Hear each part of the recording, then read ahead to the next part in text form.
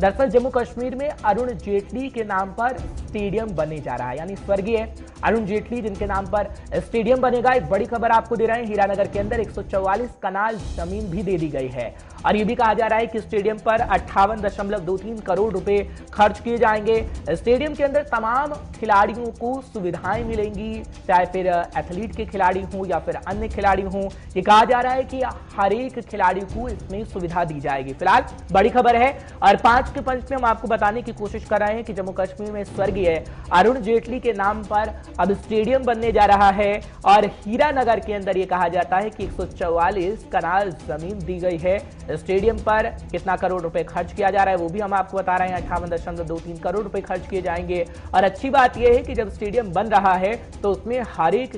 खिलाड़ी को सुविधा दी जाएगी। 5 के पंच में अहम खबर, अहम जानकारी हम आपको देने की कोशिश कर रहे हैं क्योंकि खबर बड़ी है और खिलाड़ियों को जब सुविधा मिलेगी तो वाकई तस्वीर बदलती हुई नजर आएगी, क्योंकि अब जम्मू कश्मीर के अंदर जानकारी मिल रही है कि अरुण जेटली, जो स्वर्गीय अरुण जेटली हैं, उनके नाम पर स्टेडियम बनने जा रहा है। फिलहाल कुछ देर में हमारे सीनियर साथी इशफाक गौहर जुड़ेंगे और वो आप तक पूरी जानकारी पहुंचाने का काम करेंगे, क्योंकि सिलसिलेवार ढंग से वो बैक टू बैक हर एक खबर पर हमारे साथ जुड़ेंगे और बड़ी जानकारी जम्मू कश्मीर के मसले पर आप तक पहुंचाने का काम करेंगे। फिलहाल अगर हम बात करें उपराज्यपाल प्रशासन की तो उनकी तरफ से जानकारी दी गई है। फिलहाल एग्जीक्यूटिव एडिटर और हमारे सीनियर साथी इशफाक गौहर हमारे साथ जुड़ रहे हैं। इशफाक, बहुत बहुत शुक्रिया 5 के पंच में अपना समय देने के लिए, आभार आपका। क्या जानकारी आपके पास, क्योंकि खबर बड़ी इस वक्त आ रही है कि सुविधाएं मिलेंगी उन खिलाड़ियों को जो स्टेडियम के माध्यम से मिलने जा रही है और ये स्टेडियम बनेगा स्वर्गीय अरुण जेटली के नाम पर। इशफाक। बिल्कुल हर्ष, एक बड़ी खबर जो आ रही है वो जम्मू कश्मीर से इस वक्त सामने आ रही है, जहां पर एडमिनिस्ट्रेटिव काउंसिल जिसको चेयर कर रहे हैं खुद लेफ्टिनेंट गवर्नर मनोज सिन्हा, उनकी एक बैठक आज थी और वो बैठक थोड़ी देर पहले ख़त्म हुई है और उसमें कुछ अहम फैसले लिए गए हैं। और उन फैसलों के अंदर जो बड़े 2 फैसले अभी तक हमारे पास लगे हैं, जो गवर्नर हाउस से हमें हमारे सोर्सेज ने कंफर्म करके बता दिया है, उसमें ये है कि जम्मू कश्मीर के अंदर एक स्टेडियम बनने जा रहा है जिसका नाम स्वर्गीय बीजेपी लीडर अरुण जेटली के नाम पर रखा जाएगा और इस पर 58.23 करोड़ रुपया जो है वो खर्च किया जाएगा। और इस सिलसिले में जो ज़मीन है उसकी आइडेंटिफिकेशन कर दी गई है। हीरानगर कठुआ का गांव है जहां पर ज़मीन को देखा गया और 144 कनाल ज़मीन जो है वो यूथ सर्विसेज एंड स्पोर्ट्स को दे दी गई है ताकि वो वहां पर मल्टी स्टेडियम जो है वो बनाए। अब इस स्टेडियम को जब बनाना होगा तो इसमें 2-3 चीज़ें बड़ी इंपॉर्टेंट होगी कि एक तो क्रिकेट के लिए ये स्टेडियम बनेगा, चूंकि अरुण जेटली का क्रिकेट के साथ एक बहुत बड़ा नाता रहा है। उसके बाद हॉकी, फुटबॉल, रेसलिंग और एथलीट के लिए इस स्टेडियम के अंदर जो व्यवस्था की जाएगी ताकि ज़्यादा से ज़्यादा युवा जो है, जो खेल प्रेमी हैं, जो खेलते हैं और वहाँ पर काफ़ी ज़्यादा परेशानी थी, उन्हें यहाँ पर यह फ़ायदा मिलेगा। और इसके लिए एक टाइम सेट कर दिया गया है कि आने वाले 3 से 4 सालों के अंदर अंदर इस स्टेडियम को कंप्लीट करना होगा। तो बड़ी खबर इस वक्त जम्मू के लिए, अच्छी खबर यह है कि कठुआ का हीरानगर एरिया है जिसके लिए यह फैसला लिया गया कि 144 कनाल की जमीन की आइडेंटिफिकेशन हो गई है जहां पर अरुण जेटली के नाम पर स्टेडियम बनने जा रहा है। इसके साथ साथ जो दूसरा बड़ा इंपॉर्टेंट डिसीजन है जी, वो इंडस्ट्रीज एंड कॉमर्स को लेकर है। और इंडस्ट्रीज एंड कॉमर्स को लेकर हमारे दर्शकों को भी इस बात का अंदाजा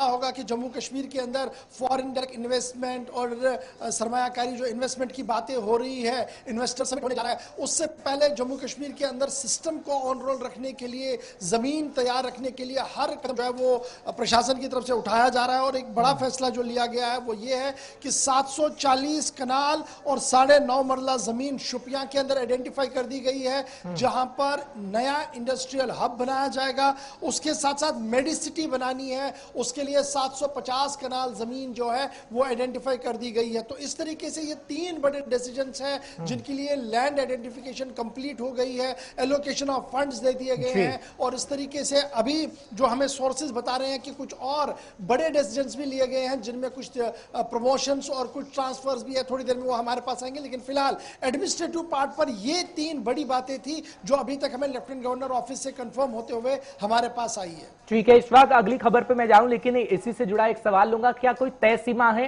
कितने समय में ये बनकर तैयार होगा, क्योंकि ये बहुत जरूरी है और ये जनता जानना चाहती है, क्योंकि सौगातों की झड़ी तो हम देख रहे हैं लग रही है, लेकिन क्या वाकई ये तय समय में ही पूरा हो जाएगा? ये तय समय में स्टेडियम बनकर आएगा, इसकी जमानत और इसकी गारंटी कोई नहीं दे सकता है, क्योंकि आपको याद है जम्मू कश्मीर के अंदर अनाउंसमेंट्स बड़ी की जाती है, फाउंडेशन स्टोन्स भी डाली जाती है, लेकिन जो 2 या 2.5 साल के अंदर काम होना है वो 8 से 9 साल में भी कंप्लीट नहीं होता। आज के दिन भी हमारे पास सैकड़ों ऐसी मिसालें हैं जो हम अपने सामने रख सकते हैं। इसलिए जरूर इसमें 3 साल का टाइम फ्रेम रखा गया कि विद इन द 3 ईयर आपके पास कितना स्ट्रक्चर कंप्लीट होना चाहिए और कब कितना काम होना चाहिए। अगर लेटर एंड स्पिरिट उसको अडॉप्ट किया जाता है तो आने वाले 3-4 सालों के अंदर अंदर स्टेडियम जो है वो कंप्लीटली हमारे हाथ में होगा और ये सारी खेल और ये सारे तमाशे वहां पर देखने को मिल सकते हैं। लेकिन जहां तक इंडस्ट्रीज का सवाल है तो बहुत बड़े प्रश्न जो है वो लोकल इंडस्ट्रीज की तरफ से अभी भी उठाए जा रहे हैं कि आप फॉरेनर्स को ला रहे हैं, आप बाहर से लोगों को इंडस्ट्री के लिए तो ला रहे हैं, लेकिन जो लोकल इंडस्ट्री वाले लोग हैं उनके दफ्तरों पर ताले चढ़ रहे हैं क्योंकि उनकी सुध लेने वाला जम्मू कश्मीर के अंदर अभी भी कोई नहीं है। चलिए, उम्मीद की जा सकती है कि इतने तय समय सीमा में बन जाए। फिलहाल एक